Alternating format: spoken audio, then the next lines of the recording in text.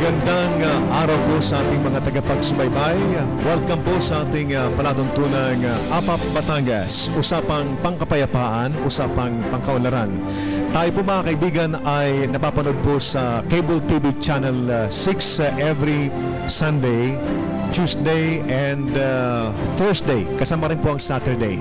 At ang palatuntunan po ito ay hatid po ng ating pong mga kasamahan galing po sa iba't ibang mga sektor.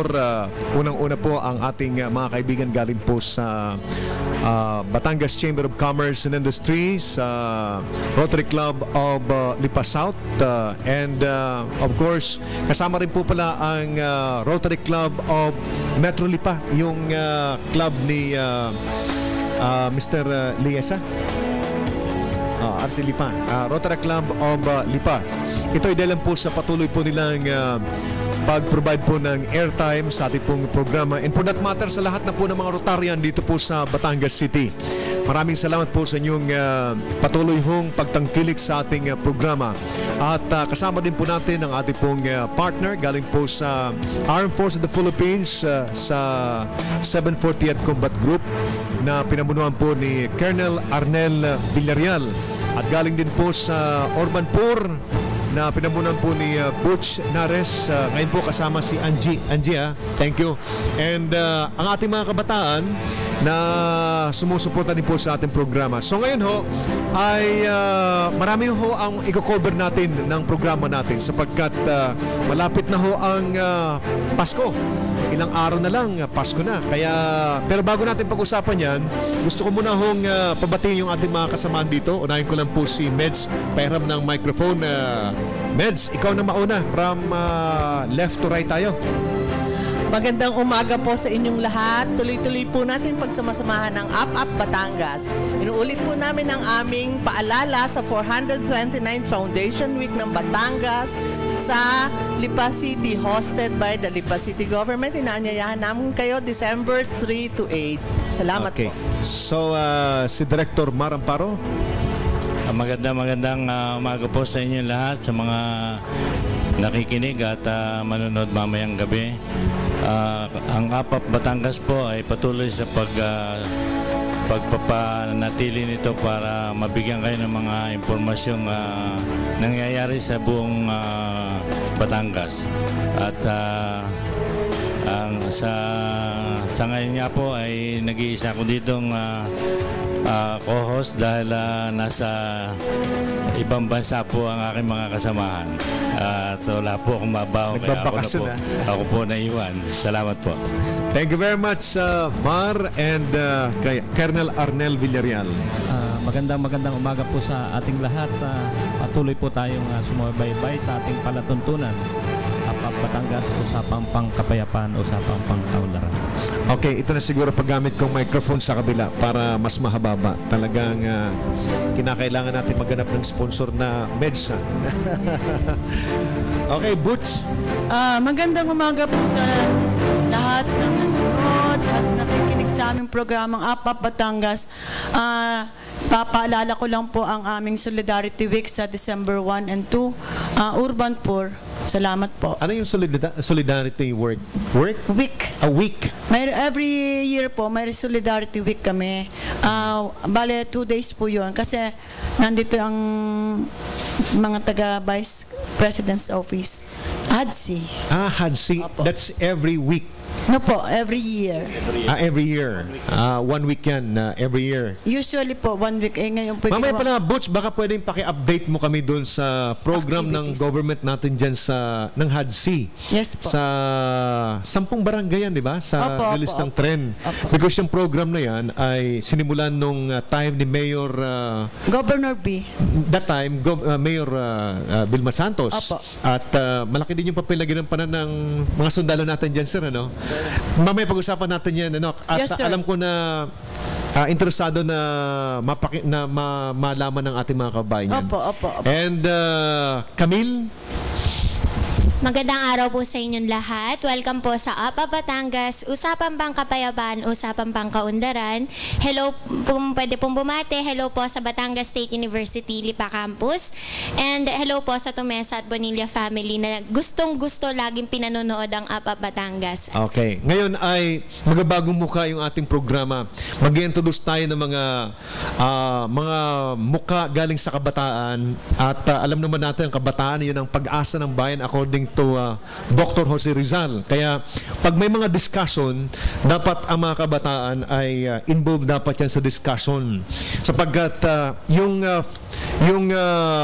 henerasyon ngayon, yung ating, sir, di ba yung ating mga policy makers ngayon, kapag gumawa sila ng polisiya ngayon, ng programa, dapat kinukonsider nila yung impact niyan sa future, yung future impact niyan. At yan ay in preparation para sa mga kapakinabangan ng ating mga kabataan. And then, yung next is si Maria Erlinda Olan. Si Olan. Sige. Magandang Anak araw ka rin ba ng sundalo?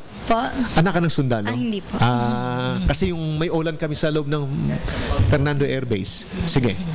Okay, magandang araw po. Ako si Erlinda Olan, kabataan at mag-aaral ng Batangas State University. Oo. Ayun. So ngayon ay baka nagtataka yung ating mga nanonood ngayon bakit mayroon tayong mga kabataan dito. Ito po yung mga MASCOM students ng Batangas State University. Did I say it right? Yes. Batangas State University. At kayo po ay mabibigla na magkakaroon po tayo ng programang Ang Pamayanan. Ito po isang documentary program na gagawin po namin dito sa Lipa. Itong mga taong ito ang aming pong mga partner dito. At ang gusto ko sa natin is madokumento natin yung iba't ibang mga magandang nangyayari sa Lipa City. Alam nyo, mga kaibigan, sa Lipa City ho ay napakayaman ho natin dito sa kwento. Napakarami hong mga istorya dito na pwede ho nating ipagmalaki sa ating mga kababayan.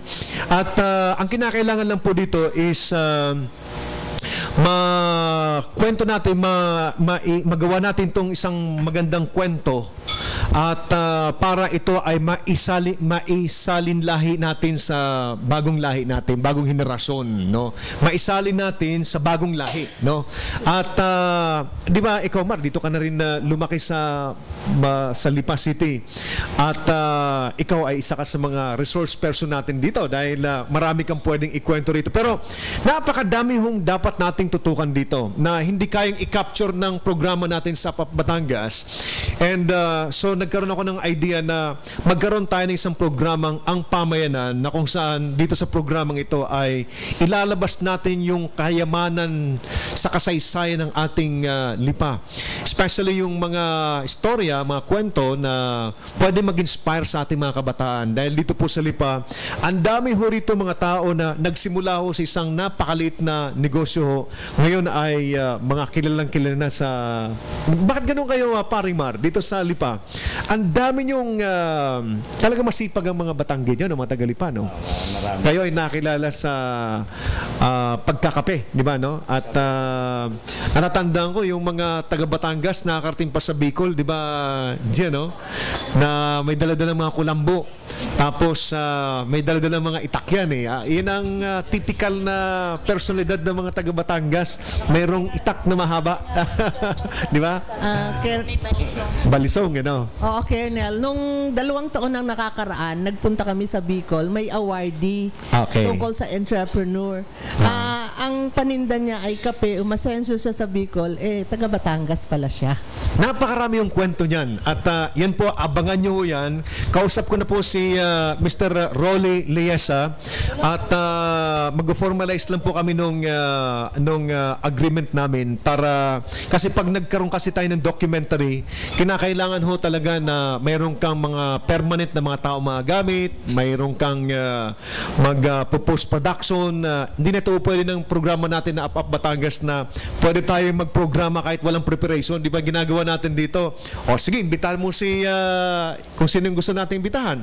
Pag open dito, start agad. Wala tayong researcher at hindi alam kung anong pag-uusapan. So ngayon ay magkakaroon tayo ng kaunting struktura, paring Mar. Alam mo, paring Hello. Yes. Alam mo parang Jerry, noong araw, ang mga Batanggenyo, ang nangunguna sa mga bayan-bayan sa paghahanap buhay, pagninegosyo.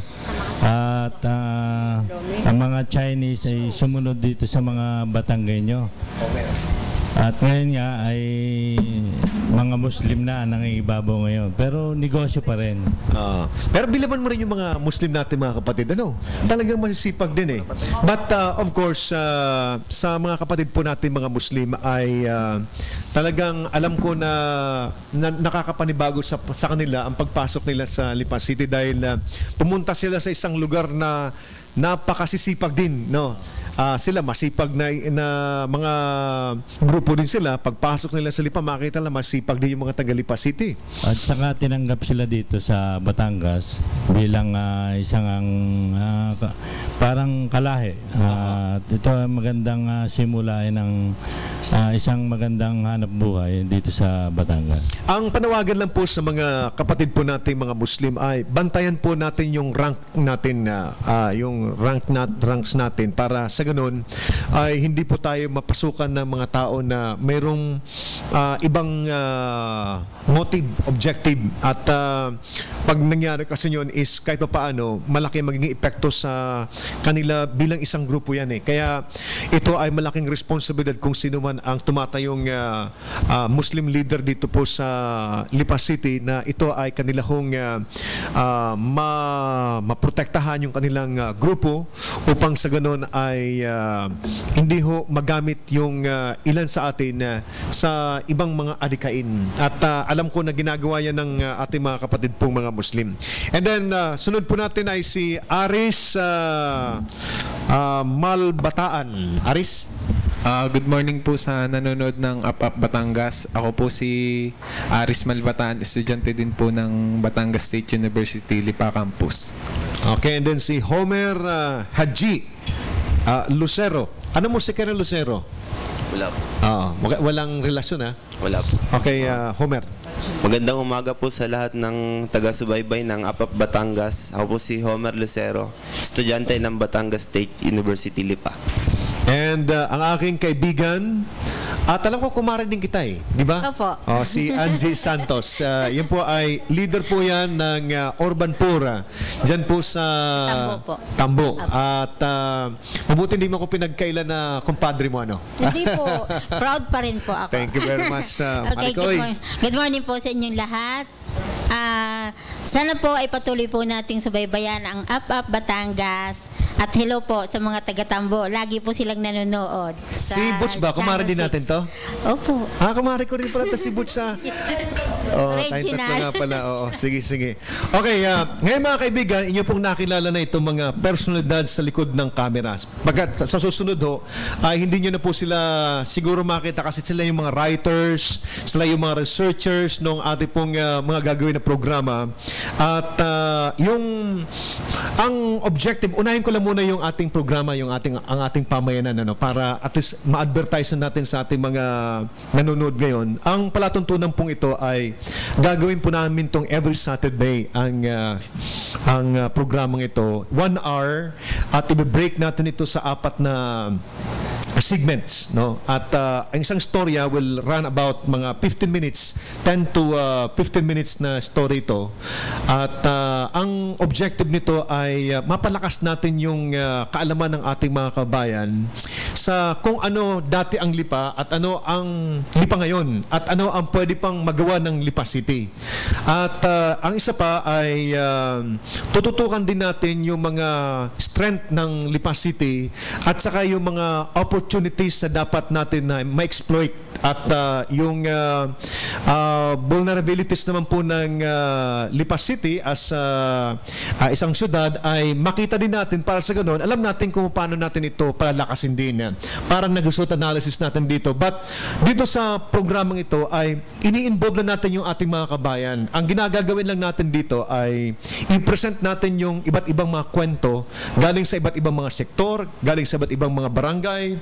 At dito ay magiging malaki ang papelhon ng mga barangay captains natin sapagkat yung mga barangay captains nito ay silang maghahanap ng kwento na para doon sa kanilang pamayanan.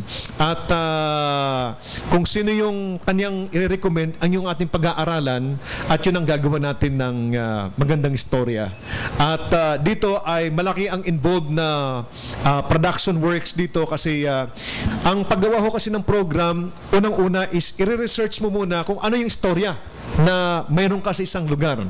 Pag na-identify mo na yung programa o yung istorya na, ang tanong ngayon is paano mo ngayon bubuin ito isang bilang kwento. No? Pag nabuo mo na siya ng kwento na ngayon, isusulat mo na siya ngayon at titingnan mo kung ano ang sino mga talking heads dito, sino-sino yung mga dapat interviewin at ano yung mga storya na dala-dala nila. Saka natin maggagawa ng shooting, and then after the shooting ngayon ay maghahanap ka pa ng mga appropriate na video support para magkaroon ng buhay yung istorya. Ganun tatakbo yan, and then saka pa natin ipoproduce yung storya na yon para mabuo natin as one story sa isang segment na tatakbo ng 15 minutes. Ganyan ang gagawin natin sa ating programang Ang Pamayanan. Mar? Oo, totoo yun. Katulad ng produktong kape, hindi ko lang alam kung saan barangay dito nag-umpisa, pero ito'y hanggang sa ngayon ay nakatayo pa rin industriya ng Batangas. At sumusunod dito ang industriya ng black pepper o paminta na nag-umpisa sa barangay Sampaguita, doon sa aming barangay, at na kumalat dito sa buong South, at hanggang ngayon naman ay kumalat na nga sa buong bayan at probinsya nitong Batangas, na pumupunta sila sa mga bayan-bayan at ini-introduce itong ating Batangas na paminta na talagang matapang. Pero yung kwento na yan, Mar, ako ay ititest ko lang kung itong mga taong ito ay alam yung kwento ng pamintahan dito sa Lipa. Ikaw, Maria Erlinda, anong tawag sa'yo? Erlinda? Erlinda. Alam mo yung kwento natin ng kape dito, pati yung paminta, tingin ko hindi, no? Kulang, di ba, no? So, ibig sabihin, mayroon tayong na-identified na gap doon sa kaalaman ng bagong henerasyon na kung titingnan mo, dito sila nagsimula, dito nagsulpot yung pangalan na Lipa. Di ba, no?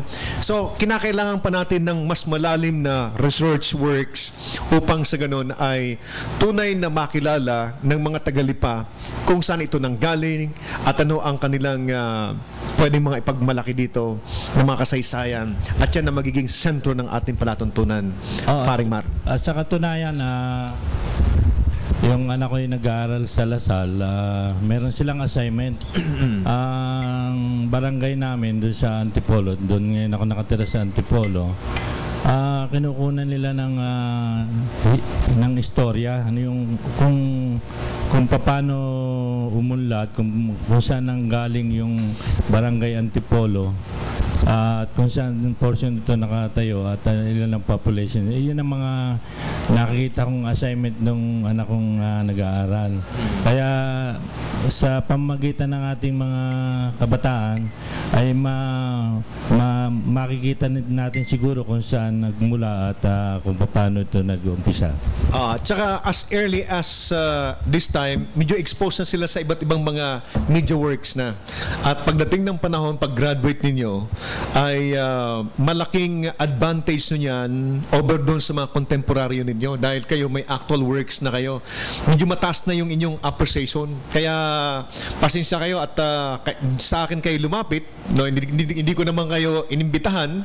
Lumapit kayo dahil sa ang tingin ninyo ay magiging productive yung inyong magiging mas maganda yung ating kalalabasan ng ating proyekto pag tayo nagsama-sama.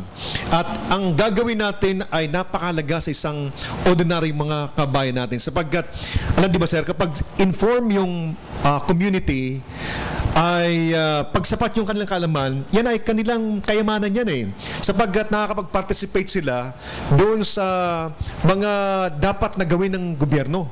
At pag mayroong silang sapat na kaalaman, mas malaki din ang kanilang i-contribute sa pag-formulate ng mga polisiya ng gobyerno, mga programa, dahil sila ay mayroong sapat na kaalaman. No? At dito sa lokal na gobyerno, kapag mayroong mga patawag na meeting si Mayor, itong mga taong ito na nakaparanood ng ating programa ngayon, ay pwede na silang mag-participate na rin para mas mapaganda yung programa ng ating lokal na gobyerno. At ito ay malaking tulong ito sa ating pong butihing mayor na si Mayor Sabili. Talagang malaking tulong itong ating programa, lalo na dito sa ating mga kababayan. At dahil hindi lang naman na produktong paminta at saka kape ang produkto ng Batangas, meron din itong mga prutas.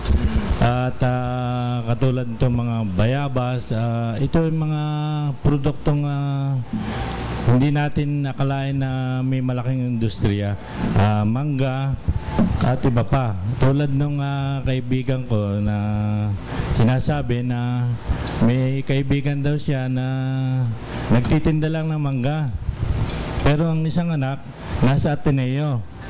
Ang isang anak nasa Lasal at ang isang anak nasa UST.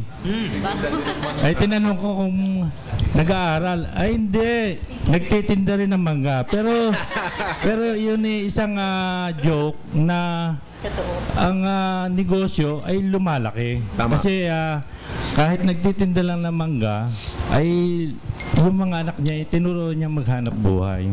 Yun ay joke na mapapakinabangan. Pero alam mo, kung titingnan natin is, dapat tayong mga maliliit. Dapat hindi naman tayo palagi nakafocus sa education. Kasi kung makakita natin ngayon, ang ibang bansa, yun na rin ang direksyon nila, mag-produce ng mga college graduates. So, sa ngayon, kung napapansin ninyo, mahigpitan na yung labanan pagdating sa pag-provide ng mga professional na labor force, di ba? Ang tingin ko dapat mapansin din natin ngayon at mapagkaisahan, yung palakasin natin yung mga vocational courses. Ibig sabihin is kumuha tayo ng counting, kung ang budget natin para sa education ay ganito, bawasan natin ng kaunti, iba natin kaunti yung pondo na yun doon sa mga vocational training activities or program or projects para mag-produce tayo ng maraming mga kababayan natin na mayroong mga skills, di ba, mga technical skills na papakinabangan talaga ng mga nagsusulputan ng mga industries. Kasi ito napansin ko lang, Mark, kasi anak ako ng Maralita. Doon sa probinsya namin, malayong pamayanan sa Bicol, no? Doon sa Pilica Marinisor. Ito yung napansin ko. Yung mga bata na graduate ng college, hindi mo na minsan yan mautusan na mamalengke, di ba? Hindi mo na mautusan na magtumulong sa'yo doon sa agrikultura. Kasi ang mentalidad niyan is college graduate siya. Ang problema, kulang yung opportunities, kulang yung mga bukas na naghahanap ng trabaho, ng empleyado. Kaya kung ganito ang magiging trend natin, ito personal kong observation ito at ako naman medyo maliit lang, i-correct me kung sang-ayon kayo or hindi. Pagdating ng panahon, kapag ang mga karatig nating bansa, ang direksyon nila is mag-produce ng mga college graduates, mag-produce ng mga engineers, mga computer professionals, na mga doctors, time will come na marami tayong mga ganitong klase mga profesyon ang mga idol, di ba? Mga idol sila kasi kakaunti lang naman ang kailangan. So dapat siguro ngayon is palakasin din natin yung agricultural sector natin. Bumalik tayo doon sa competency talaga natin na tayo ay napakarami pang mga lupa na pwede natin gamitin. Sa ngayon, based doon sa inventory ng productivity, isang organization nagtitingin sa productivity natin is wala pang halos 40% yung nagagamit natin sa lupa natin. Karamihan mga nakatiwangwang pa. At nakita mo yan dito maski dito sa Batangas, sa Lipa, na yung mga lupa natin, wala mga tanim, di ba? So, ibig sabihin, meron tayong mga untapped resources. Anong kinakailangan dito? Ang tingin ko lang, personal kong paningin dito is, dagdagan natin yung pondo natin sa research, no? Yung research kasi, like for example, tayo dito sa Lipa, ang dami nating Lansones dito, di ba, no? Kung mayroon tayong research na ginagawa sa Lansones siguro, pwede tayo na mapabunga natin yung mga Lansones natin ng hindi tama sa season kasi may research nga tayo, pwede nating gawing matamis yan. At kapag nagawa natin yung ganyan, magiging profitable doon sa isang nagtatanim. Pag naging profitable yan, magtatanim siya ngayon. At ma-attract natin yung iba na mag-indulge into that kind of business na kasi alam nila na profitable. Tama yung Meds? I don't know kung tama yung aking observation. Opo. Opo. Nag-propose po kami dun sa resolutions na isinabmit namin sana sa presidente noon, doon sa Philippine Business Conference, na magbigay ng kasi marami tayong lupa na hindi divided tapos hindi nababayaran ng estate taxes na magkakapatid ang may-ari, mga nagmana na hindi na i-transfer. So sana magbigay tayo ng amnesty para maiayos yung mga papeles. So pinropose namin yon. Noon pong November 16 to 18, nag-seminar ang JETRO, Japan External Trade Organization, ng tungkol sa productivity. Yun po ay ginawa sa FPIP. Ang napansin namin dun sa seminar ng JETRO, yung maliliit na bagay na kasi tayong Pilipino ay bara-bara, dinadaan natin sa mabilis. Ang Japanese hindi. Scientific yung approach nila. Mga maliliit na bagay na sasabihin mo, alam ko na yan, huwag mo na akong turuan yan. Pero they still do it bit by bit. So yun ang kulang natin. At isa pa, tungkol dun sa mga issue nung nakaraan, yung tungkol sa tourism. Diba? Siguro, kailangan natin ng logical thinking sa school. Alisin natin yung ibang subjects at lagyan natin ng maraming logical thinking. Kulang tayo sa lohika at ethics. Tama yun.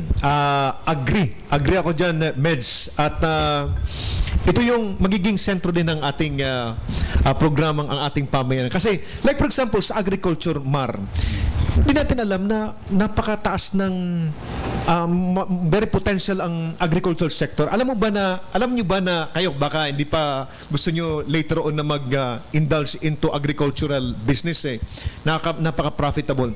Mar, personal kong naobserbahan dito sa loob ng airbase, nagtanim kami ng 1 hektarya na kamatisan. Kumita yung farmer na umaabot sa 350,000 per harvest. Although mataas lang yung kanyang output, yung investment niya kasi nagpagawa siya yung mga poste na mataas kasi ang modernong pag-aalaga pala, kung gusto mong ma-maximize yung yield, yung harvest ng kamatis, kinakailangan niya, tinatalian mo yan, di ba yung mga tali, tatalian until such time na tumaas ng kasintas ng tao.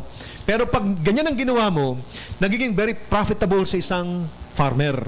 At ito yung kinakailangan natin na ilabas sa ating mga kabayan dito sa Lipa.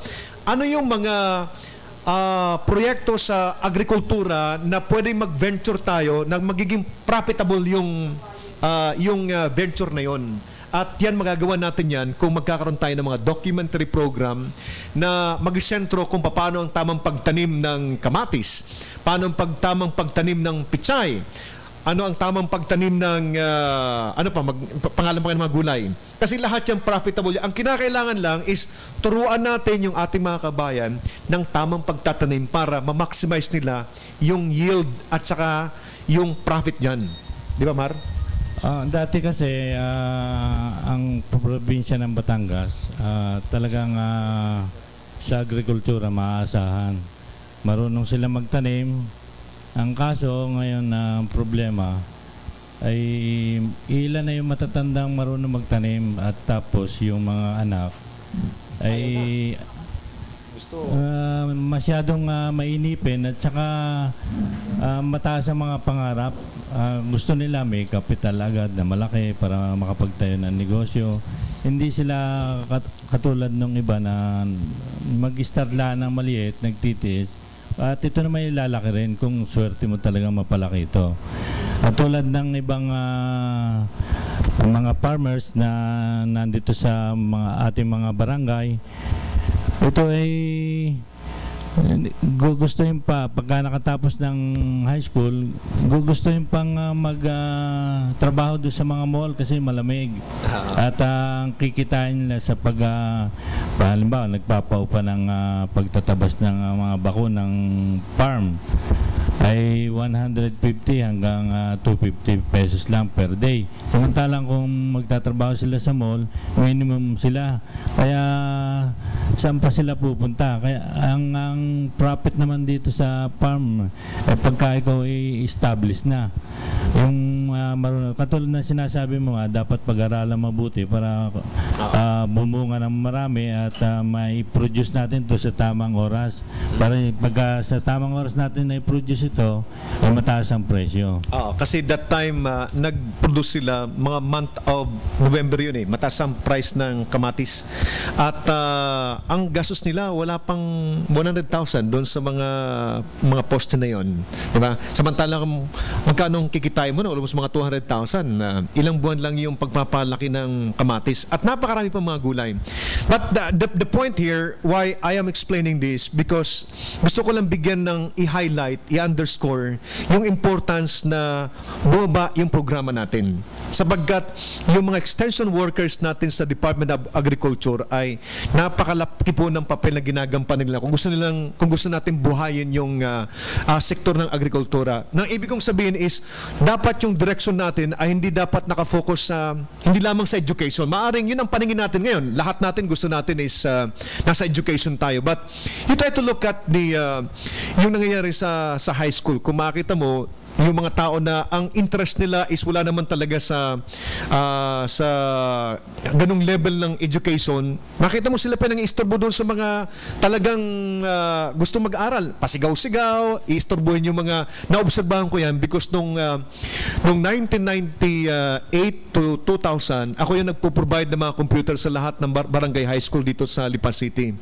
And nakita ko yung sinasayang ng gobyerno doon sa mga kabataan natin na papasok sila, iistorbohin yung mga classmates nila. I'm sure the teachers here will agree dahil ito yung problema nila na pagpasok niyan, disinterested kasi pinipilit lang sila mag-aral lang talaga because wala yung interest. Kasi may mga bata talaga na ang interest nila doon sa mga mechanical, nakakita lang gumagalaw yung alam nila mga vocational. So dapat after elementary, ang nakikita ko dyan is maklasify na natin sino yung gusto magpurso ng mga white-collar job at sino yung mga gusto magpurso ng mga vocational courses para hindi na tayo magsayang pa ng another 4 years. Ito personal ko tong opinion lang naman, no? But pinofloat ko lang para sa ganun ay mag-trigger ng discussion among us. Dahil baka pwedeng ang pag-aralan natin na dapat ba talaga lahat ng mga kabataan natin patapusin natin ng high school o pwedeng yung basic education lang na elementary and then mag-offer tayo ng isang alternative na program para ma-maximize natin yung budget ng ating yung pundo ng gobyerno natin. How's that from the point of view of business people like Simar? Sa aking pananaw, ang kabataan ay kung may makipagpaparal tayo, patapusin natin ang kursong gusto nila. Pero ang industriya ay nag-uumpisa ito dito sa mga skilled workers Kaya lang kung wala tayong skilled workers, hindi rin lalaki ang ating industriya. At narito naman sa skilled workers ang talento. Ang ating mga tapos ay napakarami. At wala nang paglagyan wala nang mapuntahan trabaho kasi tapos nga. Ito ang problema sa mga tapos namimili ng trabaho kasi tapos sila. Ay kung ikaw ay skilled workers lang, ay hindi ka na makakapamili ng pwede mong matrabaho. Kung ano yung tinapos mo, pwede mong umpisahan. At pagka ito naman yung umpisahan mo, baka swerte mo, ito yung mapalaki mo, malay mo, maging isang kumpanya. Sa totoo lang, Ang inyong abang lingkod, si Maramparo ay nag-umpisa lang sa 500 pesos na kapital nung nag-umpisa maghanap buhay, at ito ay inuupahan ko pa ng 10%. Sa awa ng Diyos ay sinuwerte naman at lumaki ng konti. Kunin ko yung idea ng mga kabataan natin. Anong take nyo dito sa pinag-uusapan natin? Kasi po, nakikita ko dyan, minsan, ang mga magulang kasi yung parang medyo nagkakaroon ng thinking na yung mga anak nila ay ayaw nilang maging kagaya nila na farmer. Like, meron po akong kakilala na parang tinanong niya ang tatay niya, parang, Itay, gusto niyo ba na maging parang farmer din ako balang araw? Ang sagot sa kanya nung ama niya, anak, kaya kita pinapag-aral sa kolehiyo sa kasalukuyan ay sapagkat ayoko na parang ganito rin yung maging buhay mo, kasi yung thinking nila na parang pag farmer ka, mababa yung level mo, mahirap lang kayo. So parang yun mismo yung parang mismo ang ibang magulang na yung parang nag-encourage sa mga bata na wag na yung field na yun yung pasukan, yung minsan nagiging problema. So dapat minsan balance din po, parang ipakilala din natin sa mga kabataan na ang bawat importance ng mga bagay-bagay dito sa atin. Na parang hindi porke maganda ang trabaho doon, yun na lang yung trabahuhin mo po na mas malaki yun. So kung anong meron tayo, yun dapat yung paunlarin natin eh. Kung meron tayong sakahan, edi paunlarin natin yun upang balang araw maging magkaroon ng mas magandang kinabukasan po. Agree ako doon. Ang galing, ang galing. Oo. Alam mo, tama yun. Ang problema natin is paano natin buburahin yung ganong klaseng paniniwala sa ating mga magulang din. Dahil siyempre nahirapan nga dahil sa pagmamahal ng magulang, gusto nila na yung kanilang kahirapan ay hindi na maranasan din ng mga anak nila. Kaya lang, ang tingin ko is yung bagay na yung pwedeng mabura sa isipan ng mga kabataan natin kung yung mga extension workers natin siguro sa Department of Agriculture is dagdagan pa nila yung kanilang pagbaba para maipaliwanag kung ano yung naghihintay na opportunity na biyaya doon sa farming. Nagkakaroon ng mentalidad ang ganyang klaseng karamihan sa ating mga magsasaka because hindi nila na ma-maximize yung production ng like for example isang hektaryang lupain, di ba, no? Kasi sa atin, like for example natuto na tayo ng mga traditional na planting, kung ano yung variety na tinatanim natin, gusto ng ganun, kumikita lang tayo ng 5,000 to 10,000 per harvesting, di ba? So sa 3 buwan na yan. So talagang hindi attractive doon sa mga magsasaka natin. But kung mag-introduce sila ng mga makabagong teknolohiya sa pagtatanim, yung mga modern farming technique na alam yan ng ating mga agriculturist, sa tingin ko is marami sa mga kabataan na walang interest na kumuha ng pagiging nurse, pagiging engineering, ay may encourage sila ngayon na bumaba at ipursu yung talagang kung anong nasa puso nila. Tama ba yung Camille? Tama po, sir. Pero sa tingin ko po kasi, in my opinion lang po, may cultural root din po kasi yung idea na ang magsasaka po ay mahirap. Kasi po hindi po natin nakikita na sa ibang bansa, tulad po sa Japan, ang mga magsasaka po ang maraming pera. Kasi po sa kanila, ang pagsasaka po ay isang art na kumbaga na talagang pinagbubuhusan po ng pondo ng gobyerno. Kumbaga po dito sa Pilipinas, pag sinabing magsasaka ka, napakababa po agad ng tingin. Hindi po natin naisip na maganda po yung pagsasaka kasi malaki po ang dignidad ng trabaho. Tsaka mas marami po sila opportunities, lalo na po kung iisipin natin na ang Pilipinas po talaga ay isang agricultural country. Kung matatalino ito mga ano natin, mga thank you, sir. nating kabataan. Sa ano po yan? Malalim ito mag-isip ha. Sige, binanggit mo yan, Camille, identified mo yung problem na kulang ang support ng government para maging attractive yung sektor ng agrikultura. Sa paano mo nakikita ang solusyon sa problemang ito ngayon? Ang solution po kasi maganda po kung halimbawa may vocational schools na po tayo, may tulad ng TESDA, makikita po natin puro mechanical lang po yung mga ino-offer nilang courses. Why not offer courses po about with agriculture? Meron po tayong school dito sa Lipa, Andagatan Farm School po, 'di ba? Na nag-o-offer po sila talaga na marami po kong kilala na graduates ng farm school na alam po talaga nila yung tungkol sa agriculture, yung mga ways and wherefores po ng pagtatanim, na parang sabi nila sa akin, kung ikaw talaga isang matalinong tao, maiintindihan mo na maraming pera sa pagsasaka. Pero sabi ko, ako naman, yung parang ika nga ng tatay ko, sa nanay ko, kasi addict sa Farmville, pasensya na sa Facebook. Sabi ng tatay ko, kung marami kang pera kinikita dyan sa Farmville mo, bakit hindi ka nalang magtanim sa labas? Okay. Mas maraming pera. For that matter, Camila, yun ang isang istorya na i-develop mo ngayon na. Tutukan mo ng istorya na yan at meron ka ng istorya na. Ikaw Maria Erlinda, anong story ang gusto mong tutukan sa yung first project mo sa ating programang Ang Pamayanan? Okay.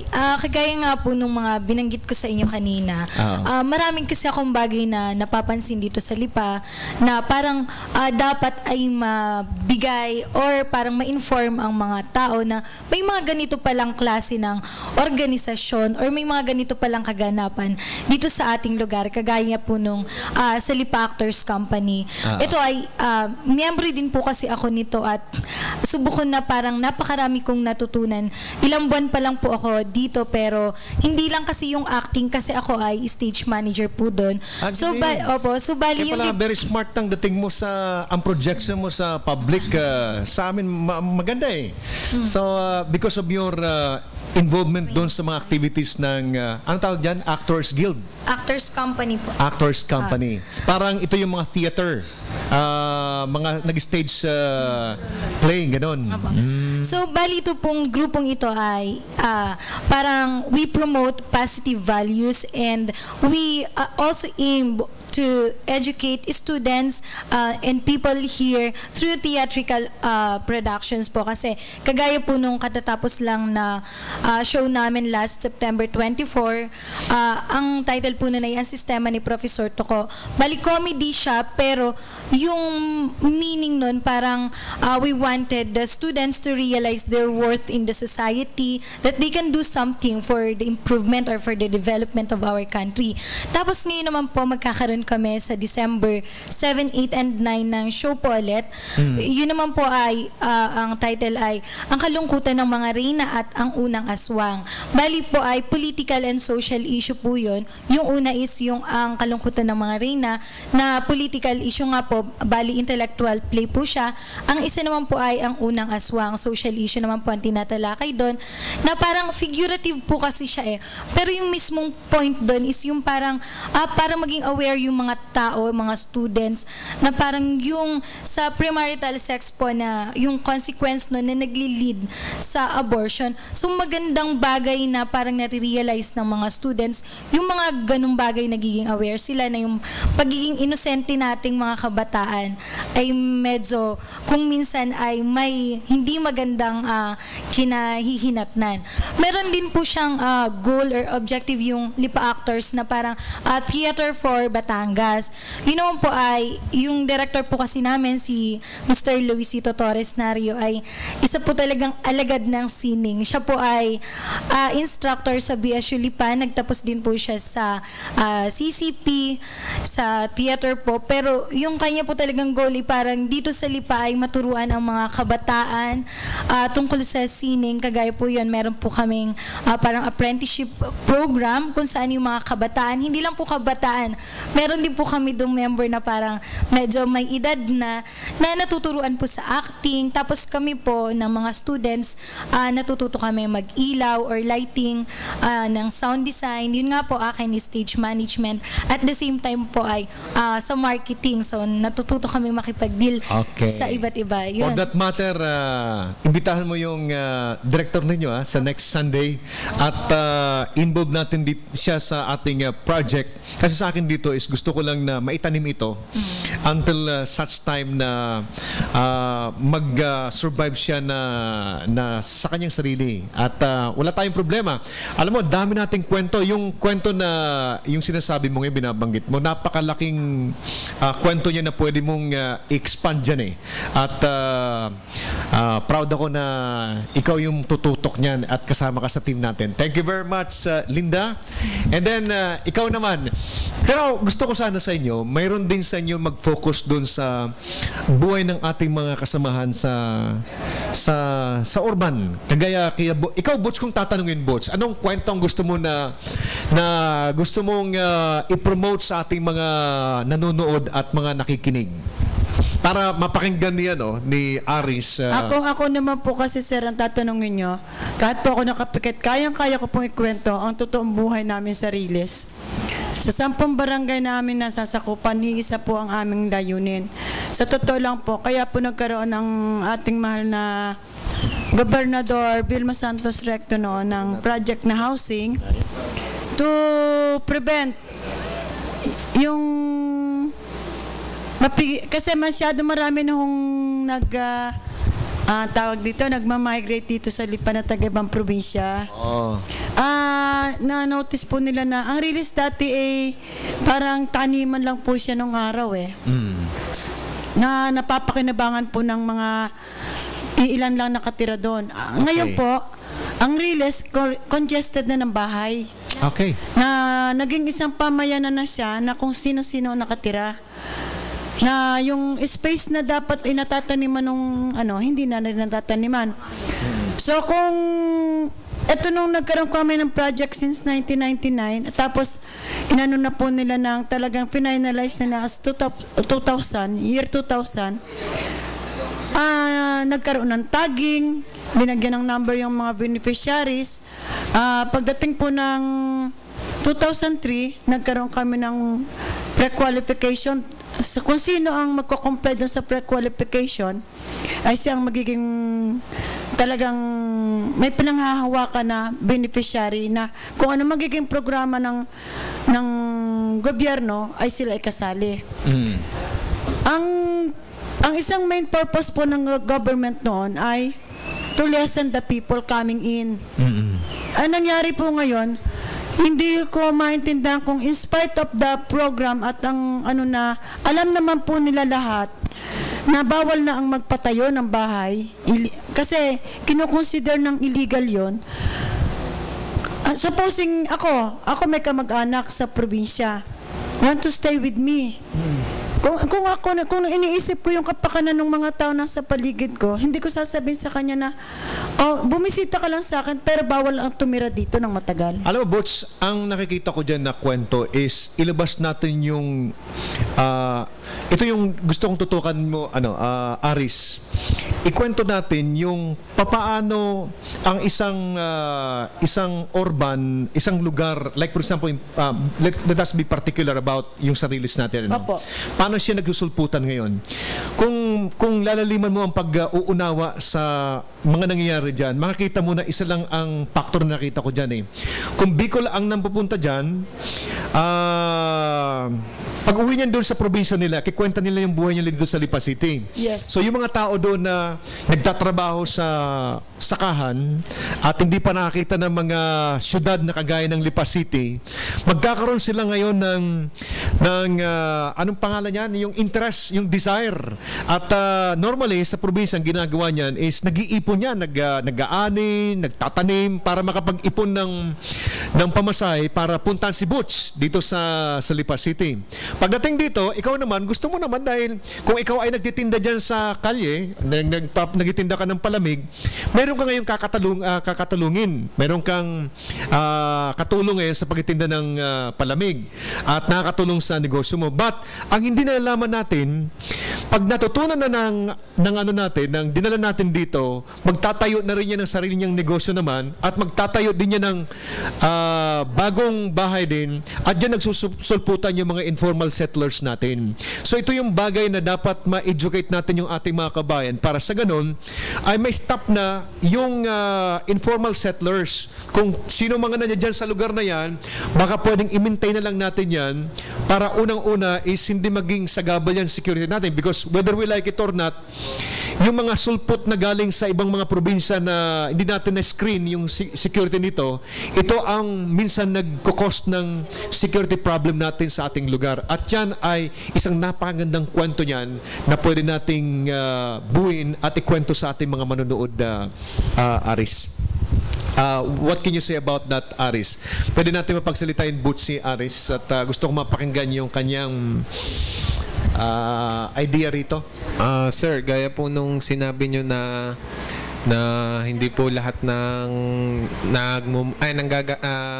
nadating dito hindi po yung wala nga pong screening na kung wala pong kaso o gaya po sa amin, marami po yung dati po nagtaguho pala sa lugar nyo? Lugar namin yung po. Saan ka, Aris? Lumbang po. Sa Lumbang? Doon ka rin sa saan banda doon sa Lumbang? Sa sa sentro po ako Puro 4. Okay, oo. May nagtago po doon sa amin na mga kriminal po, galing po sa Manila. Oo. May kasama po na isa na taga-amin din. Okay. Yun po pala mga karnaper na hinahanap na din po ng mga pulis. Okay. Hanggang sa yun po, nalaman nga po na nandun sa barangay namin, saka po nagkagulo. Pero hindi rin naman po na huli. Oo. Nakatakas din po. Alam mo, Aris, ang nakikita ko rito, kapag ito ay nagawa natin itong kwento, na-empower natin yung mga local officials natin, particularmente yung mga barangay officials, kung paano nila pwedeng i-shield yung kanilang barangay sa ganitong klase mga problema. Oh, diba? Opo. Very interesting, di ba? No? Interesting yung program natin And then, maski mara yung yung mga armadong NPA, di ba? Karamihan dyan, nilang natin na monitor, baka mayroon yan dyan sa mga, di ba, Butch? Baka may mga nasa... Baka lang, totoo yun. Totoo, pakibigay nga yung microphone kaya. Very alarming yan, Sa lahat ng mga kapatiran namin na nakikinig o nanonood, ayoko makasakit ng damdamin nyo, pero sa 10 taon namin panunungkulan at gusto na nga rin namin magpapalit at kami naman voluntaryo tatrabaho at kami inelect ng mga kasamahan natin. Pero masakit ang katotohanan na napupuno ang riles ng hindi natin mga kilala at dahil makamag-anak natin. Sana naman isipin din ninyo na ang gumagawa ng mga problema dyan at yung mga hindi natin kagustuhan na mga krimen parang lumalabas na kami namumuno o kami kami ikakunaibans nyo pa. Ayoko magbigay ng pangalan, kilala nyo naman kung sino kayo. Awa nyo na at magpapasko naman siguro po pwede natin pag-usapan isang araw at alam nyo naman ang lugar ko. Salamat po. Thank you very much, Butch. Mar, do you want to add on that?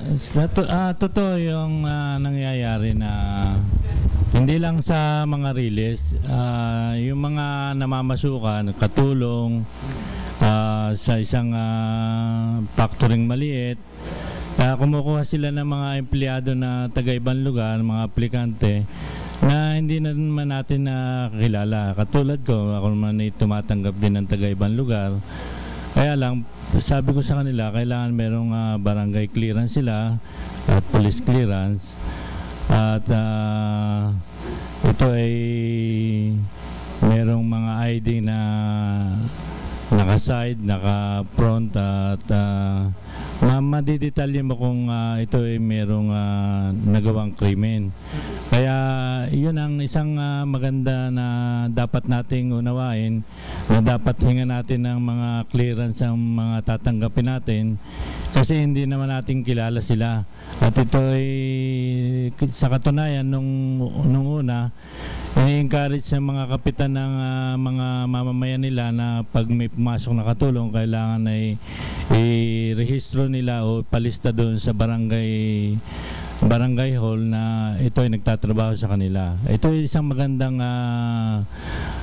promotion sa mga magtatrabaho para maklear natin kung may pumasok ng kriminal o isang mabuting mamamayan na makakatulong sa bayan natin. So, ang panukala mo, Mar, pag ako ay residente ng isang barangay at meron akong trabahador galing sa ibang probinsya, dapat yung trabahador kong yun ay i-register ko doon sa barangay captain, sa opisina ng barangay captain. Dati na nangyayari, ngayon na medyo lumamig na, hindi na yata ini-encourage yun, pero dapat nating pag-aralan mabuti na dapat igawin natin yun. Kasi isa itong palatandaan na sila'y mabuting mamamayan din. Siguro, bigay ko yung project na yun sa'yo, Homer. No, yung, Homer, okay lang ba sa yung project na yung ma-document natin yung istorya, yung kwento tungkol sa impact noong pagkukuha ng mga trabahador galing sa probinsya at yung mga requirements na dapat i-register. Ano ang importance of registering yung mga workers natin sa isang barangay? Can you do that, Homer? Yung microphone. Sige, pakibukas mo yan. Sangayon po ako sa sinabi ni Sir Mar kasi po may nangyari rin pong isang pagkakataon na kumuha ng trabahador yung kakilala ko. Medyo matagal na rin. Hindi po kakilala, nanakawan sila. Nung nakaalis na po, hindi na po nila mahabol kasi po wala silang mga hawak na kaalaman tungkol doon sa tao. Data. Tama yun. So, yun siguro, at importante yan, and then later siguro, paring Mar, mag-invite din tayo ng, yung pinaka-presidente siguro ng mga barangay captain sa Lipa.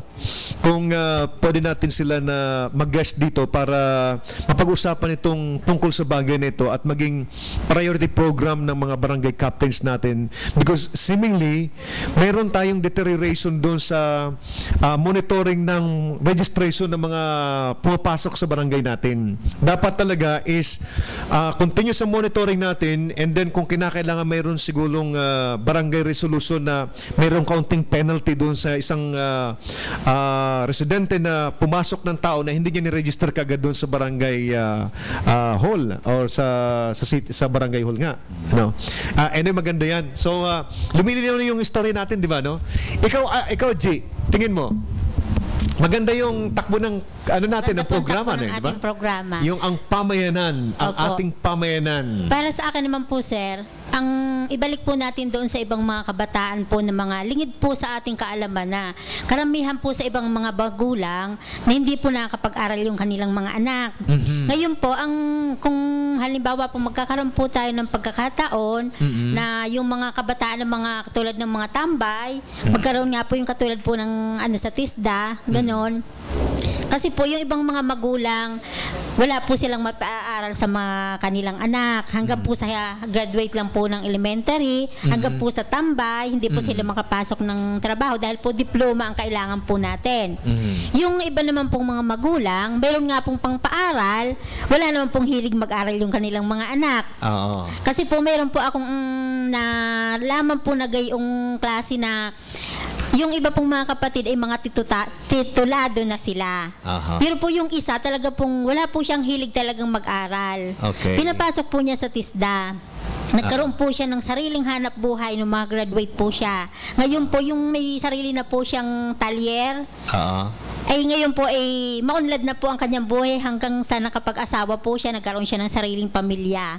Kaya po kung halimbawa pong magkakaroon po tayo ng pagkakataon na magkaroon po ng ang mga kabataan ngayon, doon po natin i-focus ang ating atensyon sa mga kabataan. Alam mo, G, agree ako dyan dahil paring Mar, siguro na mamonitor mo yung mga graduates natin sa TESDA, halos karamihan dyan nakakapagtrabaho talaga. Wala kang makita na graduate ng TESDA na walang trabaho. Pero tingnan mo yung mga formal education natin, graduate natin sa college, ang daming walang trabaho. Tambay. So, ibig sabihin, pag nagtapos ka ng college, nagpo-produce tayo ng napakaraming mga unproductive na mga tao. Yes. But of course, hindi natin tinatanggal yung kumbinsi sa ating mga kabataan na magtapos ng college. But pag nakita talaga natin na walang interest sa pag-aaral, baka pwede natin siya na i-realign na doon sa interest niya talaga. Because sa ngayon, based sa statistics natin, ang graduate ho sa TESDA, karamihan po dyan ay mayroong trabaho. Parang may naging bisita tayo na taga-AGNP na nag-encourage sila na yung mga standby, mga addict pa nga iba, di ba, willing nila na mampag-training sa kanilang kumpanya. At ito ay isang magandang promotion dahil itong mga kabataan natin na sinasabi nga ni ma'am na standby, kailangan kunin natin ang logic kung saan sila mahilig. Kung standby, baka naman kaya standby siya, hilig niya ay maging messenger o maging runner na waiter, ganyan, ay makuha natin ang talagang hilig niya para mapagtrabaho natin at maging productive. Huwag natin pilitin mag-college kung ayaw talaga mag-college, di ba? Pero si Camille kasi ay anak ng sundalo. Kaya alam mo saan ang gusto ko sa kanyang buhay na kwento ay tungkol sa buhay ng mga sundalo natin sa field. Apo. Yan ang gusto kong isang project na dapat mo kaagad matutukan. Kung kinakailangan, di ba pwede naman siya, sir, na sumama doon sa mga sundalo? Like for example, isang sundalo lang, Camille, tutukan mo kung anong buhay niya, paggising niya sa umaga, yung very regimented na buhay ng sundalo natin na paggising sa umaga, magilinis yan, and then mag-exercise, and then anong ginagawa maghapon? At maniwala ka, ang laki ng impact niyan sa mga nanonood natin kung tututukan mo isang subject natin sa sundalo natin. At ikaw wala kang problema because nandiyan si sir na pwedeng tumulong sa story niyan.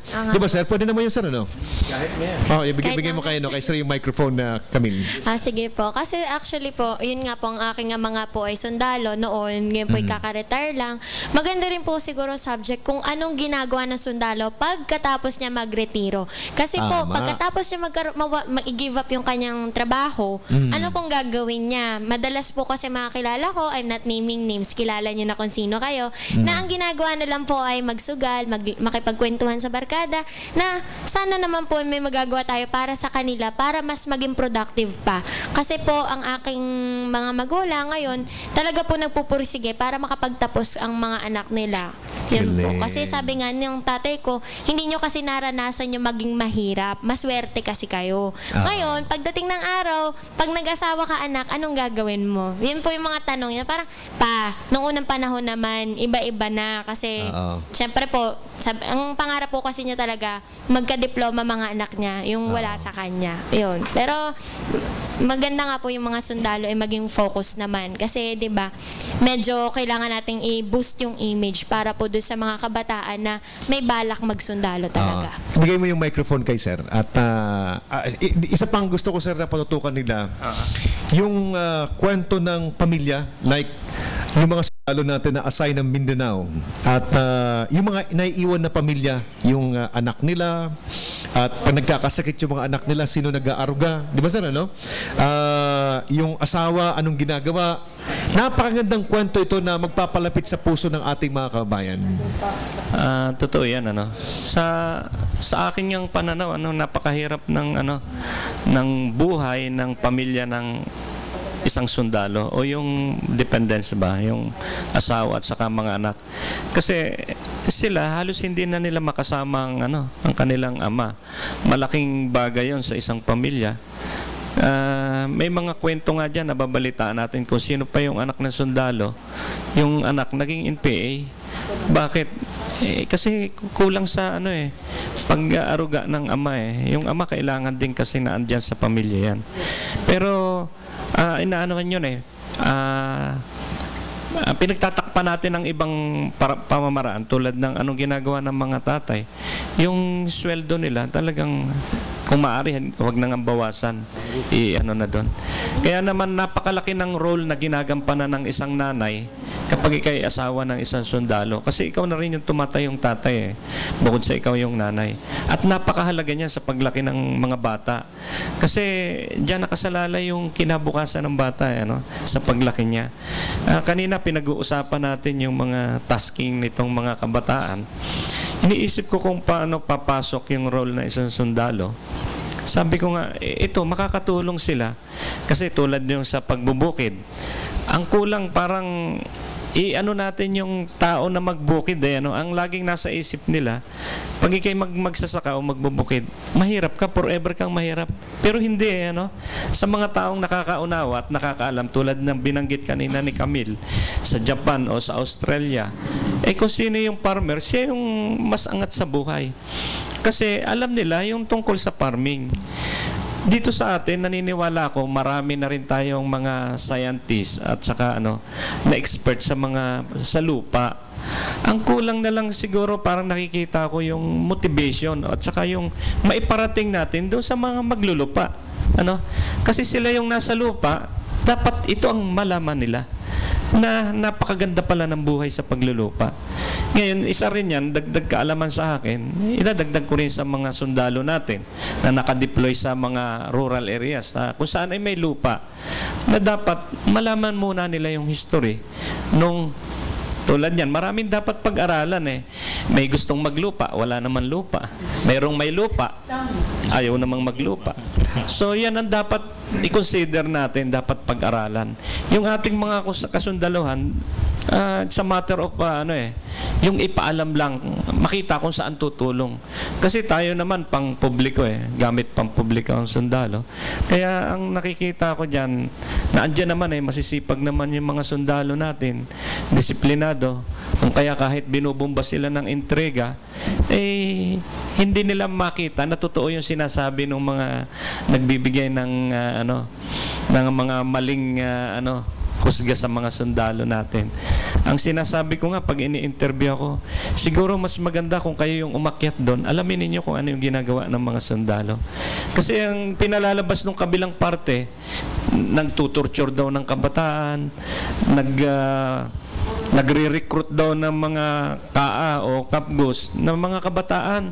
Sabi ko, hindi pwedeng mangyari yun. Kahit gawin ng mga sundalo nating mag-recruit, hindi papayagan sa itaas yun kasi may requirements tayo.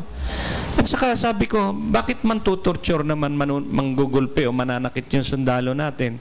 Ay naandyan tayo para tumulong sa kabataan. Hindi lang sa kabataan, pati sa mga taong naninirahan sa rural areas. At sabi ko nga, kaya kanina doon sa programa natin sa umaga, ako'y nagpapasalamat kay Mayor at saka kay Vice Mayor ng San Juan kasi hindi sila basta-basta naniniwala.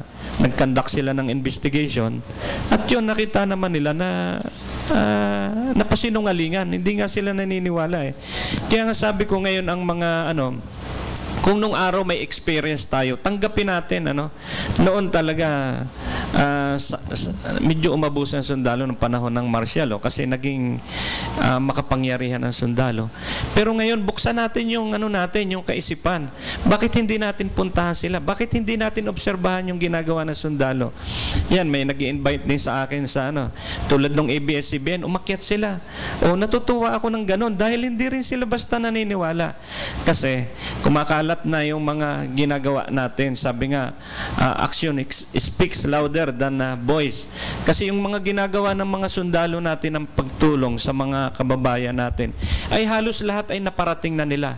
Yung simpleng pagdodonate ng dugo, siguro napakarami na talagang nabigyan ng dugo ng sundalo natin. Kung kaya hindi na sila basta-basta naniniwala sa mga akusasyon na ibinibigay nila sa ating mga kasundaluhan. At sana patuloy na maging bukas ang ating mga kababayan dito sa Batangas. Ang mga sundalo natin, sincere sa pagtulong. Wala akong nakitang ginawa nilang mga abuso dyan.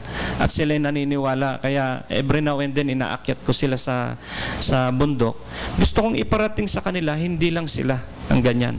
Bagamat kami na kanilang mga pinuno o yung mga opisyal ay narito, yung iba nasa kampo, hindi doon sa liblib na lugar, ay kasama nila kami. Although ginagampanan lang namin yung trabaho, pero nakakasama nila kami. Tumutulog kami sa katulad nila.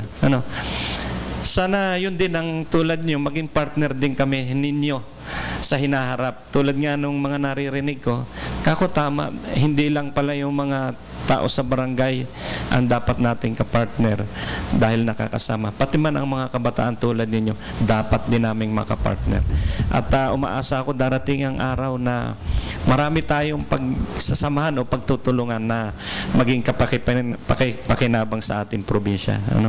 Salamat ho. Napahaba yata yung sinabi. Okay lang yan, sir. Ito naman maganda rin ang inyong pananaw kasi dapat nating mahalin itong ating agrikultura. Kasi itong agrikultura, ito ay nagbibigay ng pagkain ng mamamayan ng isang bansa. Kaya kung ito ang sa katunayan ngayon mga 30 hanggang 40% na lang ang marunong magtanim. At dapat nating encourage sa mga mamamayan na mag-aral magtanim. Kasi kapag tayo ay naubusan ng pagkain at tayo ay hindi na maka-import o hindi tayo makakuha sa ibang bansa, ano mangyayari sa atin? Magugutom ang mamamayan. Kaya ang ating agrikultura ay ating mahalin. Ito ay isang pananaw na dapat nating imulat sa ating mga kabataan sa ngayon dahil sila ang mag-uumpisa at magtuturo sa mga darating pampanahon para maisaayos natin ang ating produktong agrikultura. At ito naman ang pinagkukunan din ng magandang kita o ng magandang kita ng ating mga negosyante dahil ito'y pagkain at araw-araw nating kailangan bilhin. Hindi katulad ng damit, pwedeng sa Pasko hindi muna tayo bumili ng damit. Thank you very much. Mga kaibigan, tayo po ay inabot na po ng panahon sa ating palatuntunan. At bago tayo magpaalam is gusto ko pong bigyan muna ng pagkakataon po ng ating mga kasama na magpahabol ng kanilang mga impormasyon na gustong iparating sa ating mga nakikinig ngayon. Unahin po natin si Meds Kahanding. Events po. Binabati po namin yung nagsi-graduate doon sa productivity seminar noong November 16 to 18 sa FPIP. Mga 30 po yun mula sa iba-ibang industriya. Pagkatapos po mayroon tayong trainers training sa Dusit Hotel. A-attend daw po si Mr. Al Katigbak. Yun po ay trainers training sa marketing, sponsored po ng Japanese government din. Yun pong in-announce namin nung isang linggo na November 26 na Regional Tripartite Industrial Peace Council na move po sa November 23 dahil po sa schedule ni Pangulong Noynoy Aquino. Ito po ay sa Yasaki Torres. Sa November 25 po, magkakaroon po kami ng seminar sa business planning sa El Grande Hotel. Yun pong may mga gusto ng seminar. Marami po kaming modules na pwede niyong pakinabangan. Makipag-ugnayan lang po kayo sa amin. Ang amin pong contact information ay nasa website. Hanapin niyo po ang Batangas Chamber of Commerce sa Google. Mayroon po tayong Foundation Week, in-announce ko kanina, December 3 to 8 sa Lipa City, sponsored ng Lipa City Government. Naroon po ang mga kanya-kanyang munisipyo, mayroon po silang paninda at saka exhibit ng kanilang mga produkto. Naroon din po ang Up Batangas, mayroon tayong booth. Tapos sa December 15 po, yung Walk for Life, Children's Rights sa McKinley. Mag-uumpisa po ang ating Walk for Life sa San Sebastian Cathedral, alas 6 ng umaga. Inaasahan namin kayo. Sa December 18 po, ang Philippine Marketing Association ay magkakaroon ng gift giving sa San Pascual, Batangas. Sa hindi po nakakaalam, nung pong maging depo na lang ang Caltex, marami po tayong mga kasamahan na empleyado ng mga contractors na iwan sa San Pascual at marami sa kanila ay nangangailangan ng tulong. So inaanyayahan natin ang ating Air Force na sasamahan daw tayo sa December 18 sa gift giving. Okay. Gusto rin po namin ipaalam sa inyo lahat na kami po ay volunteers. So yun pong quality ng aming production ay nakasalalay sa inyong tulong sa amin. So pagpapasensyahan nyo ang aming quality ng production. We share our time and expertise, whatever expertise we have, and we hope that you will join us in the future. Salamat po ng marami. Thank you very much, Meds. Si Paring Mar. Sa December 25 naman po ay Pasko na. Maligayang Pasko po sa inyong lahat. Anday mo atang preparation ngayon paring Marano. Hindi naman. Pahabol po si Kakarding Makala. Ang pinag-usapan natin ay agrikultura. Samahan niyo po kami sa mga susunod na araw, Kakarding. Okay. Mar, okay na? Okay na. Thank you very much. Sige. Sana po ay nakapagbigay kami ng magandang ehemplo sa inyo, mga kabataan. Mahalin natin ang ating bayan. Salamat. Okay. At doon po sa mga kabayan po natin dito sa Lipa, bumili po kayo ng hataw. At ako po kasi ay nagsusulat dyan. Meron tayong column dyan, yung palaban. Ngayon ang lobas ngayon ay 4 na taong pakibaka ng NPA ay nagdulot din ng 4 na taong kahirapan po sa bansa. Ang ganda ho ng sinulat ko po dito, basahin niyo po yan. And then every Sunday sa Police Files, meron din po tayong column dyan. Yung Eye on the Sky, kung hindi tayo, sino? Kung hindi ngayon, kailan? Yun po ang lobas ngayong araw na ito. Kung gusto niyo pong mabasa, bumili po kayo ng Police Files. At sa People's Balita, meron din po tayong column sa... Ang column po natin dyan is Agila, ayan po yan, ay every Saturday naman po ang labas niyan. So, iniimbitahan ko po kayo na bumili po nito mga dyaryo na ito sapagkat ako po ay nagko-column dyan at para mabasa nyo po yung mga ating mga insight tungkol po sa usaping seguridad at saka sa development. Si Colonel Arnel Villarreal, sir. Maraming salamat. Maraming salamat po sa inyong panonood. Isa na naman pong makabuluhang pagtatalakayan ng ating napag-usapan. Sana marami pa yung mga kabataang tulad ng mga bisita natin ngayon na handang tumulong. Bagong idea na talagang nakikita natin na maganda para sa pag-angat ng Batangas. Magandang umaga po muli. Salamat po. Butch, ang aking kumare.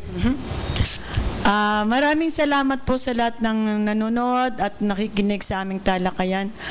Gusto ko rin pong magpasalamat kay Congressman Dong Mendoza. Sir, salamat po ng marami. At kung po pwede po, sana pumasyal kayo sa isang araw ng linggo para po magkaroon po tayo ng magandang talakayan at alam po namin kayo ang chairman ng agriculture dito ngayon sa Batangas. At isa pa po, ipahatid ko pa rin sa Philippines. Pinahatid ko pa rin po ang pasasalamat sa ating Mayor Maynard Sabile.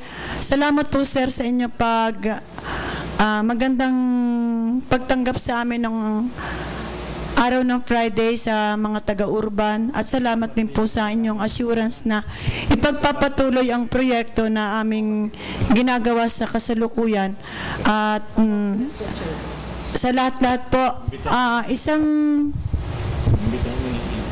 at pinararating din po ng aming Up Batangas ang inyong pagdalo sa isang programa po namin ito at sa araw po ng linggo. Okay. Sa lahat-lahat po, isang magandang umaga at isang mapayapang panonood. Thank you very much, Butch, at kay Camille. Magandang araw po muli. Hello po ulit sa pamilyang Bonilla at pamilya Tumesa. Lalo-lalo na sa aking ina na si Rose at ang aking ama na si Noel na sobrang proud na kasama ng APAP Batangas. At inaanyayahan po namin kayong bumisita sa Shake and Shape Wellness Center. Makikita po lapit sa Jesus Pharmacy para po sa inyong free health consultation. Health is wealth po. Salamat. Si Maria Erlinda Olan. Buong-buo talaga, sir. Okay. So, salamat po for this day, for having us here. And yun nga po, inimbitahan ko po kayo, mga Lipeño, na manood sa December 7, 8, and 9 po, yun po yung mga araw na pagpipilian. Meron din po kaming oras 10 a.m., pwedeng 3 p.m. at saka 6 p.m.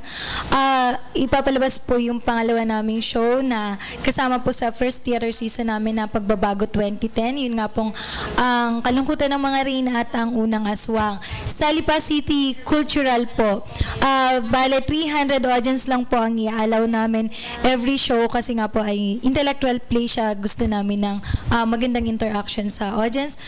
Yun po, salamat po ulit. Si Aris? Good morning po ulit. Sa inyo po ako magpapasalamat kasi po naging guest po kami dito. Okay. Maraming salamat po. Yun lang po.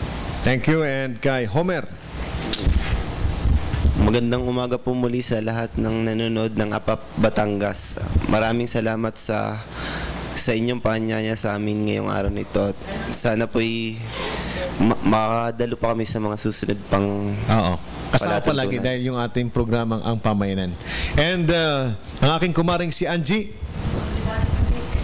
Good morning pong muli sa inyong lahat.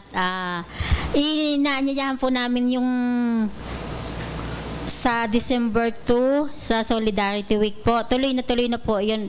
December 1 at saka po December 2. At saka hello po sa aming kapitan, Rico